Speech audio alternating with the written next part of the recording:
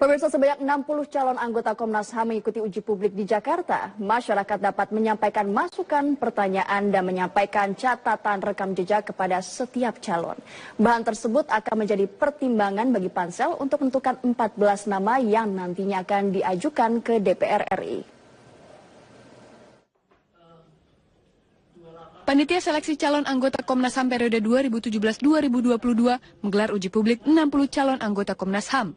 Uji publik dilangsung tanggal 17 hingga 18 Mei 2017 dengan melibatkan unsur dari pegiat HAM, wartawan, lembaga swadaya masyarakat, dan juga masyarakat. Dalam proses seleksi calon anggota Komnas HAM, mengemuka seorang calon berlatar belakang pengurus salah satu ormas yang sering mendapat sorotan masyarakat. Ketua Pansel Komnas HAM Jimli Asyidiki menyatakan Pansel bekerja profesional dan memberikan penilaian berdasarkan kemampuan.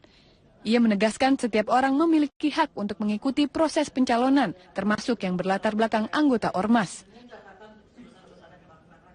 Kita cek di tracking ini, semua orang yang punya afiliasi politik, itu tentu tidak direkomendir.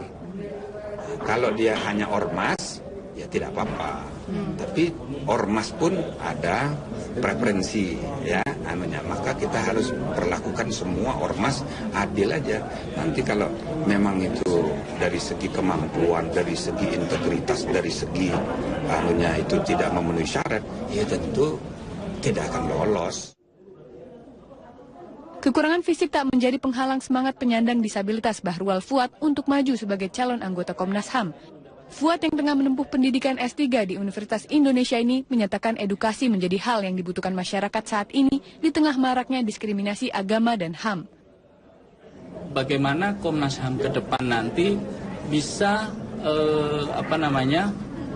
memberikan penyadaran kepada masyarakat, karena sekarang ini persoalannya adalah soal edukasi di masyarakat tentang HAM itu sendiri. Seringkali HAM itu dibenturkan oleh kelompok tertentu, dibenturkan dengan keyakinan atau agama, padahal hak asasi manusia dengan ajaran agama itu satu hal yang tidak bisa dipisahkan.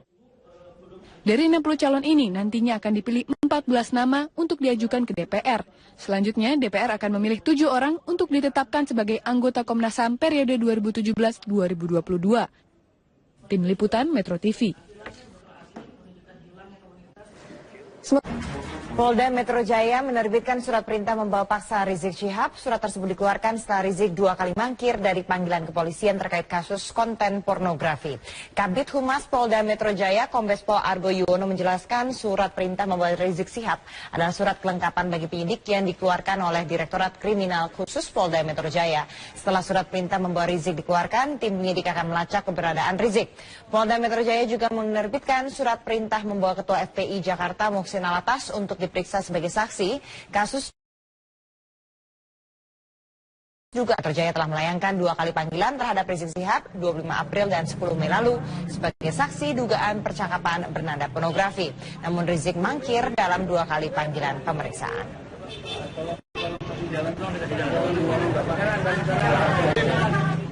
Jadi penyidik sudah memberikan, ya, artinya membawa nanti anggota penyidik yang menangani kasus inilah nanti akan mencari, ya. Mencari di mana yang bersangkutan ada. Hari ini nanti masih koordinasi dengan pengacaranya, ya. Nanti di mana yang bersangkutan.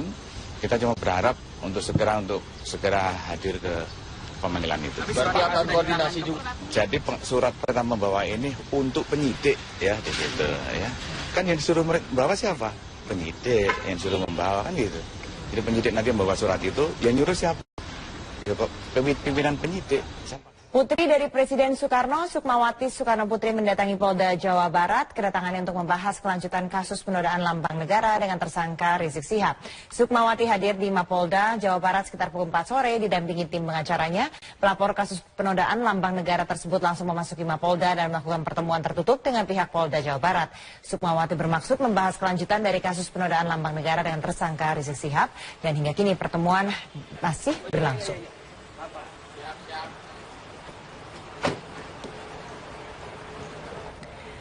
Rizik Syihab diketahui batal kembali ke Indonesia hari ini, namun pengacara membantah Rizik mangkir dan melarikan diri ke luar negeri. Pihak Polda Metro Jaya pun akan melacak keberadaan pimpinan Front Pembela Islam tersebut. Habib Rizik disebut batal kembali ke Indonesia. Keberadaan terakhir pimpinan Front Pembela Islam tersebut diketahui berada di Malaysia. Namun kuasa hukum Rizik Syihab membantah bila Rizik dituding mangkir dan melarikan diri.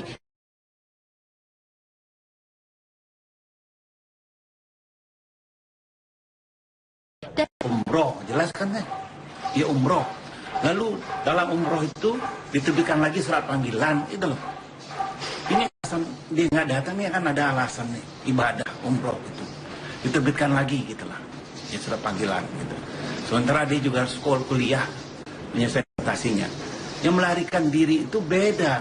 Ya Habib Rizik emang dari Malaysia kembali ke Arab lagi. Gitu. Saya mau jelaskan nanti setelah masa lewat waktu. Sementara itu, tim penyidik kepolisian akan mencari keberadaan Rizik dan melakukan koordinasi dengan berbagai pihak terkait keberadaan Rizik. Tim penyidik mencari keberadaan Rizik setelah Polda Metro Jaya menerbitkan surat perintah membawa Rizik. Jadi nanti kita tunggu dari penyidik untuk mencari di mana. Ya. Kalau misalnya nanti tidak menemukan, tentunya nanti akan ada evaluasi. Berarti ya. dalam proses pencarian ini ada kerjasama dengan polisi di Raja Malaysia, Pak? Kita di Indonesia dulu ya. Indonesia dulu ya, Pak. Ya, di situ. Di Polda Metro Jaya, Rizik Syihab berstatus terlapor terkait kasus dugaan percakapan bernada pornografi. Di luar negeri, Rizik berencana bertemu Komnas HAM. Namun Ketua Komnas HAM Nurholis memastikan pihaknya tidak akan menemui Rizik di luar negeri. Komunikasi hanya dilakukan melalui surat. Saya belum tahu ya, nanti mungkin tim tahu. Kalau soal ke luar negeri memang ada kesulitan teknis, kendala teknis diantaranya soal pendanaan lah ya. Tetapi itu kan tidak boleh mengurangi hak seseorang untuk menyampaikan informasi. Saya sampaikan, ya sudah, nanti dikirim saja lewat surat menyurat. Kalau sebenarnya kalau posisinya di Indonesia kan lebih gampang. Kalau pengadunya kan bukan hanya Pak Habib Rizik ya, ada beberapa orang lain. Nah, itu mungkin akan bertemu di Indonesia. Komnas HAM pun mengaku tidak mengetahui keberadaan Rizik dan belum bisa menyimpulkan apakah terjadi pelanggaran HAM atas kasus yang menjerat pimpinan FPI tersebut. Tim Liputan Metro TV. Polda Jawa Barat. Kita sudah bergabung bersama dengan Sukmawati Soekarno Putri yang saat ini berada di Bandung, Jawa Barat. Selamat sore, Bu Sukma. Seperti apa hasil pertemuan dengan Polda tadi? Oh ya, kami sudah bertemu dengan Bapak Kapolda Anton untuk mempertanyakan bagaimana kelanjutan dari pelaporan saya terhadap penistaan dasar negara Pancasila dan nama baik proklamator bangsa Indonesia kepada beliau. Jadi beliau juga menjelaskan bahwa memang supaya lebih cermat dan sabar untuk secara lebih baik melengkapi berkas yang saya laporkan tersebut. Ya, Bu Sukma, selain kemudian bertemu dengan Kapolda, apakah kemudian Anda juga memiliki alat bukti tambahan? Belum, tetapi nanti penyidik akan selalu didampingi oleh penasihat hukum saya juga. Baik, tetapi tadi juga dijelaskan tidak, Bu Sukma, mengapa ini kan kasusnya kalau tidak salah Anda melaporkan pada Oktober 2016, saat ini sudah Mei 2017, mengapa prosesnya berjalan begitu lama dan juga apa perkembangan terkini dari jalannya proses terhadap kasus ini? Ya, memang proses itu kan perlu kesabaran dan kecermatan dari kelengkapan berkas yang akan diajukan, tetapi juga kita melihat momen-momen politik ya, bahwa ada tahapan-tahapan momen politik yang harus kita maklumi karena yang lalu itu di ibu kota Jakarta, DKI, itu adanya proses pilgub yang mana sangat panas suasananya, jadinya kita pun harus bersabar menahan diri untuk melanjutkan bagian proses dari hukum yang saya laporkan. Baik. Bu Sukma tetap tahan di tempat Anda karena kita akan lanjutkan kembali perbincangan ini. Ada di Bandung, Bu Sukma, laporan Anda mengenai kasus penghinaan lambang negara ini dengan tersangka Rizik Syihab ini kemudian mendapatkan tudingan bahwa ini ada rekayasa, ini kemudian ada kriminalisasi terhadap tesis ilmiah. Tanggapan dari Anda sendiri seperti apa, Bu Sukma?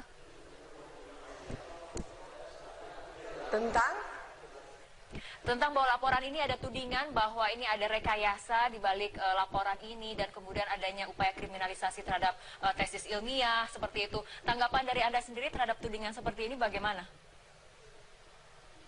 Kriminalisasi apa?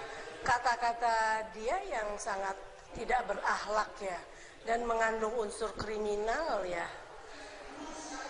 Masa apakah pantas lambang negara dikatakan demikian? Apakah pantas seorang proklamator yang kita hormati itu dikatakan demikian? Saya kira bukan kriminalisasi, justru dia harus mawas diri, introspeksi bahwa kata-kata dia itu tidak berakhlak, begitu. Apakah itu kata-kata seorang yang katanya ulama? Saya kira tidak layak ulama. Saya tidak pernah mendengar ulama berkata kasar begitu ya. Baik, artinya juga ini ada kaitannya tidak dengan pilkada kemarin, apalagi ini kan kemarin waktu pelaporannya juga begitu dekat waktunya.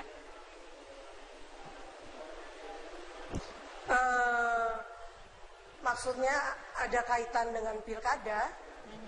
Ada kata yang mengaitkan begitu? Kaitan? Tidak, saya kan lebih kepada konteksnya dengan informasi yang saya dapat ketika 1 Juni itu dijadikan hari nasional sebagai hari lahirnya Pancasila. Itulah informasi yang diberikan oleh teman saya kepada saya, yang kemudian saya kaget sekali bahwa isi daripada alat bukti tersebut yang berupa rekaman Rizik itu di Kota Bandung, di lapangan Gazebo, begitu tidak berakhlak, bukannya kata-kata seorang ulama, begitu. Jadi ketika saya rapatkan dengan teman-teman ya begitu layaknya untuk dilaporkan kepada Bareskrim. Baik, artinya saat ini kan sudah bertemu dengan pihak Polda Jawa Barat, kemudian juga Kejati Jawa Barat, dan sudah mendapatkan penjelasan. Selanjutnya apa yang akan dilakukan oleh Bu Sukma sembari menunggu kasus ini berjalan juga? Kami akan besok bertemu dengan Kejati untuk juga mempertanyakan bagaimana kelanjutan proses tentang pelaporan penistaan Pancasila dan proklamator. Baik,